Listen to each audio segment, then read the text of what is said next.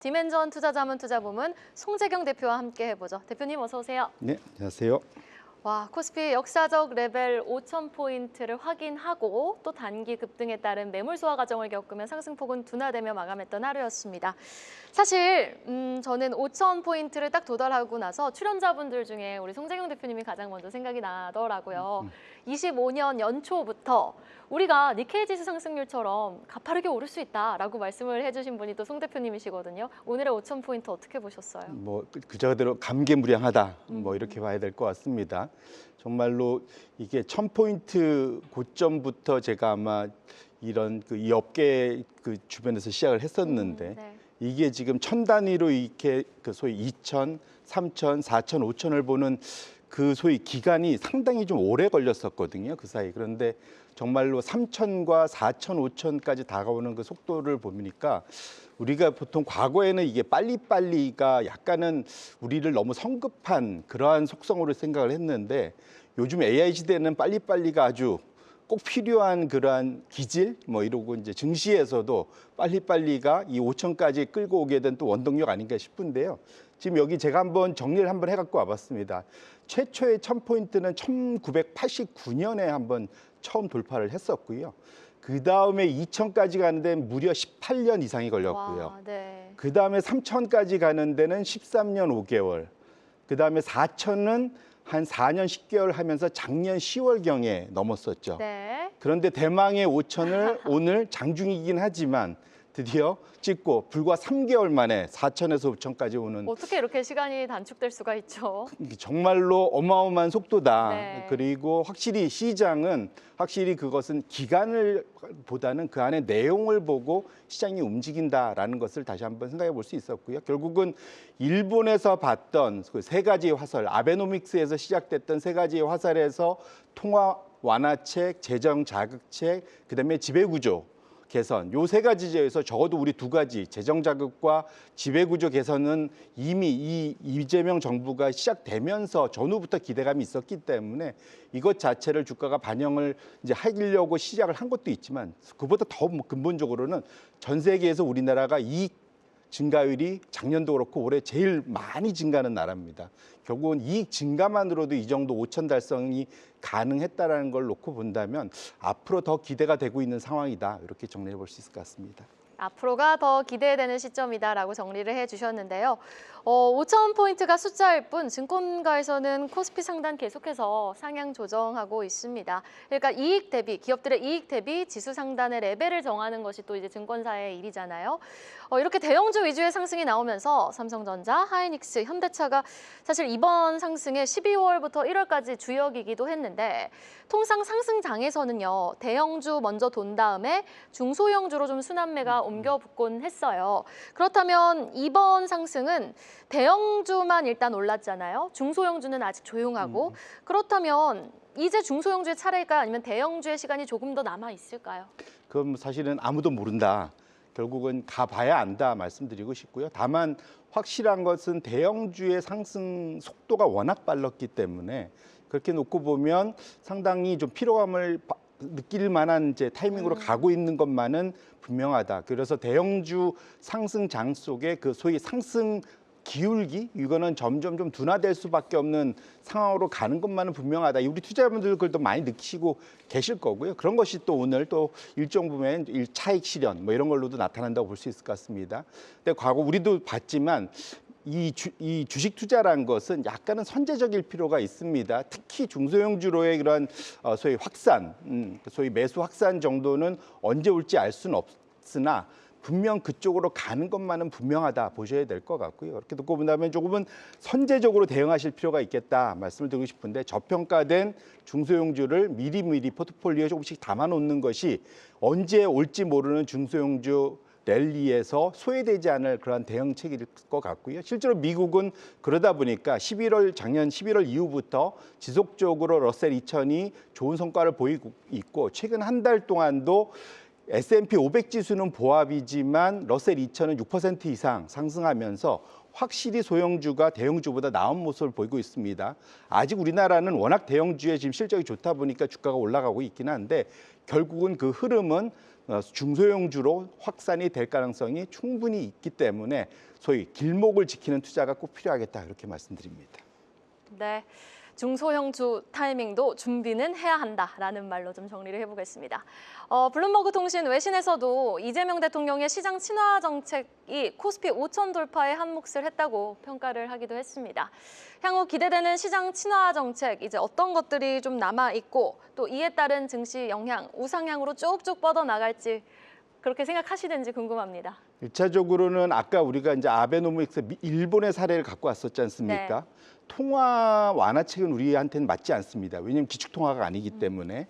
하지만 재정 자극과 지배구조 개선은 충분히 가능한 할 수 있는 건데요. 이미 재정 자극은 일정 부분 시작이 됐고 그 안에서 우리가 집중해 볼 만한 것은 우리는 이름이 그렇죠. 재정 자극이라는 표현보다는 국민성장 펀드라고 알려져 있죠.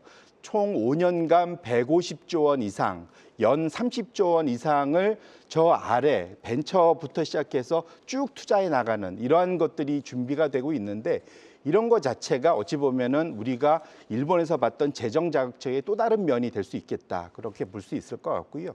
두 번째로는 아쉽게도 오늘 그 상정은 불발되긴 했지만 자사주 소각 의무화 요 상법 3차 개정안이죠. 이것 자체가 원래 1월 임시국회 통과를 앞두고 있었는데 조금 수년될 수도 있을 것 같습니다. 하지만 어쨌거나 이것의 방향성 자체는 조만간 될 가능성이 매우 높은데요. 이것이 왜 중요하냐 보면은 이것은 미국이 지난 14년간 강세장을 보였던 가장 큰 원인이기 때문에 그렇습니다. 무슨 말이냐면 미국은 주식도 수요와 공급이 있으면 공급이 마이너스로 순감하는 그런 상황이 지속되면서 주가가 우상향하는데 큰 도움을 받았거든요. 지금 차트가 열려 있는데 위로 올라가면은 주식 수가 더 많이 느는 거고 아래로 내려오면 주식 수가 줄어드는 겁니다. 근데 저 파란색 저 막대 그래프들은 다 미국 내에서 얘기거든요. 결국은 신규 상장이나 유상증자보다 자사주 소각이 더 많기 때문에 주식 수 자체가 마이너스 줄어드는 이런 것들이 14년간 장기화되다 보니까 미국의 장기 나홀로 강세장을 보였었습니다. 올해는 미국은 좀 반대로 갈 것 같고요. 왜냐하면 스페이스 X 같은 신규 대형 IPO들이 좀 있고 자사주 소각이 AI 투자 때문에 좀 줄 것 같아요. 그래서 오히려 미국은 저게 약간은 둔화되는데 반면에 우리나라는 작년부터 시작해서 밸류업 때문에 자사주 소각이 좀 더 많이 늘었고 올해는 자사주 소각이 법으로 의무화된다면 더 많이 늘 수밖에 없기 때문에 미국이 14년간 보였던 저러한 강세장이 우리나라에도 하나 큰 소위 좋은 그 소위 강세 포인트가 생긴다라는 것이 우리 투자자들이 꼭 명심할 포인트다 이렇게 말씀드립니다. 자사주 소각 의무화를 담은 3차 상법 개정안이 나온다면 국내 증시의 상승 속도 더 빨라질 수 있다라는 말씀으로 좀 정리를 해보도록 하겠습니다. 그런데요, 우리가 이렇게 뭐 찬물을 끼얹는 건 아니지만 또 일각에서 나오고 있는 부정적인 목소리도 한번 주목은 해봐야 될 것 같아요. 프랑스 금융그룹입니다. 소시에테 제네랄에서는 오늘 거의 아무도 한국 주식을 사지 않는다라는 보고서를 내서 더 눈길을 끌었어요. 5천을 찍었는데 딱 이날. 현재 한국 증시 수요 없는 상승장이고 국내 기관의 매수 역시 광범위한 장기 투자 수요라기보다는 증권사와 또 시장 조성자에 집중돼 있다라는 말까지 써가면서 강한 어조로 지금 시장을 굉장히 부정적으로 표현을 했거든요. 글쎄요, 이렇게 실질적인 투자자 기반 확대 없고 제한적 주체에 의해 지지되고 있다라는 이 글로벌 IB의 의견 어떻게 보고 계십니까? 1차적으로 이분도 작년 여름 정도까지만 해도 우리나라 시장을 상당히 공격적으로 좋게 봤던 네. 분이었는데 조금 오늘은 약간은 좀 너무 가파르게 올랐고 그래서 그런 것 같습니다. 1차적으로 약간 부러우면 지는 건데 약간 그런 느낌도 있고요. 그래요? 네. 네, 근데 그 근거를 저도 좀 살펴봤는데 크게 두 가지로 볼 수 있을 것 같습니다. 결국은 소위 주식 수요가 어디서 주로 발생됐느냐? 구조화 상품, 우리가 통상 잘 아는 ELS, 보통 삼성전자 하나에 나머지 섞어서 하는 뭐 현대차에 나머지 ELS 섞는 뭐 이런 ELS들로 대부분의 많은 수요가 있었다는 게 첫 번째. 그리고 두 번째로는 사실은 연기금이 많이 들어와줘야 되는데 국민연금 같은 데가 소위 국내 투자 비중 상한선에 걸려서 추가적인 여력이 없지 않느냐 이런 것이 이제 가장 큰 포인트였던 걸로 저는 이해를 했습니다.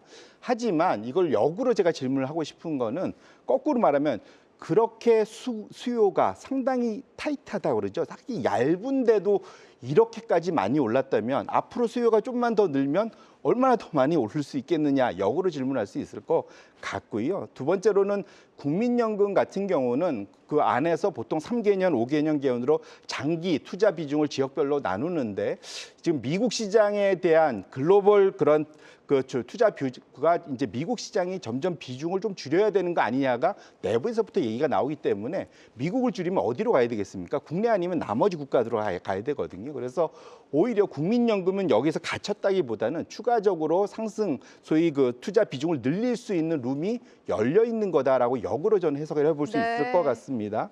마지막으로 거기서도 이분이 자기도 이제 도망갈 구멍을 하나 만든 것이 개인 투자자들이 국내로 돌아온다면 특히 서학개미들이 그러면 이것은 상당히 큰 폭발력이 있을 거다. 뭐 이런 얘기를 말미에다가 좀 남겨놓으셨더라고요. 근데 결국은 이제 그 얘기는 저도 이제 100% 동의하는데 지금 제가 늘 가끔 보여드리던 차트 예수금, 예탁금하고 신용잔고 이 두 가지의 비중을 제가 늘 보여드렸었잖아요. 네. 최근에 보시면 오히려 35%까지 올랐던 예탁금 대비 신용잔고 비율이 30%까지 오히려 떨어졌습니다. 예탁금은 늘어났는데요. 예, 예탁금이 오히려 지금 95조가 넘게 오히려 급증을 했고 거기에 비해서 신용잔고는 덜 늘었기 때문에 이런 게 났고요. 결국은 지금은 비투하는 것이 아니라 기회만 보면 들어오려는 대기 자금이 엄청나게 늘어나 있다. 그렇게 놓고 본다면 이분이 걱정하셨던 결국은 한국의 지금 소위 그 수요가 너무 얇은 거 아니냐?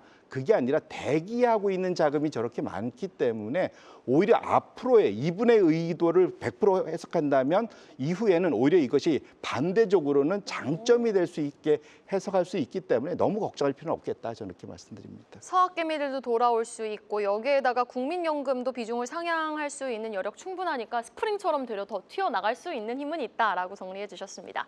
자, 이제 저는 궁금한 것이 내일 BOJ하고 인텔 실적 기다리고 있거든요. 엔화, 원화 약세도 굳건하게 버티면서 나갈지 인텔의 기대치가 너무 커서 간밤에 인텔 주가 급등했는데 내일은 또 실망 매물 나오지 않을지 그게 걱정입니다. 맞습니다. 미국은 너무 한쪽으로 쏠려 있는 장세이기 때문에 미국의 변동성이 상당히 클 수밖에 없다. 근데 다만 다행스러운 건 미국이 이렇게 변동이 있는데도 우리나라 오히려 잘 지켜냈지 않습니까? 이렇게 놓고 보면 확실하게 우리가 좀 뭐랄까 내구성은 좀 회복력은 강한 오히려 미국보다 강한 건 분명할 것 같고요. 그 영향을 상대적으로는 덜 받을 수 있겠다. 다만 트럼프 타코가 약간 지금 소위 봉합만 돼 있는 거지 지금 아직은 불씨가 완전히 꺼진 것은 아니기 때문에 그와 관련된 리스크는 여전히 좀 조심할 필요가 있고요. 아까 말씀드린 대로 대형주 장세 속에서도 중소형주의 장세가 올 것을 기다리며 선제적으로 포트폴리오를 변화시켜갈 그러한 타이밍이다. 이렇게 말씀드리겠습니다. 여기까지 들어보겠습니다. 지금까지 디멘전 투자자문투자부문 송재경 대표였습니다. 말씀 고맙습니다. 계속해서 다양한 경제 이슈를 알고 싶다면 구독과 좋아요, 알림 설정 부탁드립니다. AI 캐스터 권미정이었습니다.